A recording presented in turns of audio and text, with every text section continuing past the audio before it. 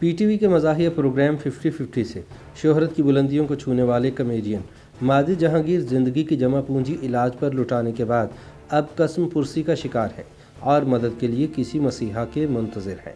लेकिन हमारी showbiz industry में किसी फ़नकार के ऐसे हालात कोई नई बात नहीं। इससे कबल भी कई नामवर शोबिज़ सितारों को ज़िंदगी की तलखियों का तन्हा सामना करते देखा गया है।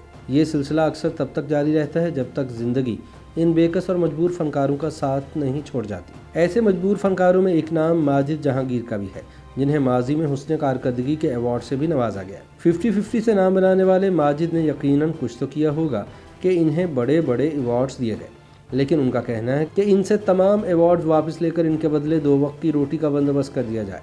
माजिद के बकौल ऐसे अवार्ड्स का क्या फ़ायदा जो एक आर्टिस्ट को सुकून और सेहत की ज़िंदगी देने से भी कासिर हो। माजिद जहांगीर ने बताया कि वो कुछ अर्सा पहले फालिज के बाद माजूर हो गए थे और अब वो अपनी जमा पूंजी इलाज पर लुटाने के बाद मदद मांगने पर मजबूर हैं।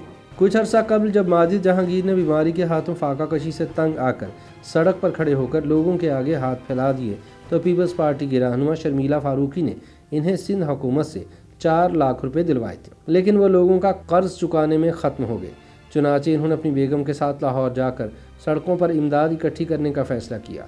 बहरिया टाउन के मलिक रियाज ने सब देखकर वादा किया कि वो इन्हें घर भी देंगे और इलाज की सहूलियात भी, लेकिन ऐसा ना हो पाया। इस दौरान माजिद की ज़िंदगी का वाहिद सहारा इनकी बेगम भी चल बसी और यूं इनकी ज़िंदगी मुश्किल तर हो गई। ऐसी हालत में वो बेबसी की तस्वीर बन चुके हैं और अब वो फिर से सड़क पर हैं और अपनी मदद के लिए आवाज़ बुलंद कर रहे हैं।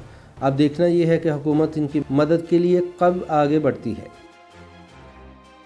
YouTube पर गूगली न्यूज देखने के लिए youtube.com की सर्च बार में गूगली न्यूज TV टाइप करें। गूगली न्यूज के पेज पर सुर्ख रंग के सब्सक्रिप्शन वाले बटन पर क्लिक करना ना भूलिए। YouTube पेज पर अपलोड होने वाली वीडियोस से बाखबर रहने के लिए बेल आइकन पर क्लिक कीजिए। आपको हर नई वीडियो के बारे में नोटिफिकेशन मौसूल हो जाएगा।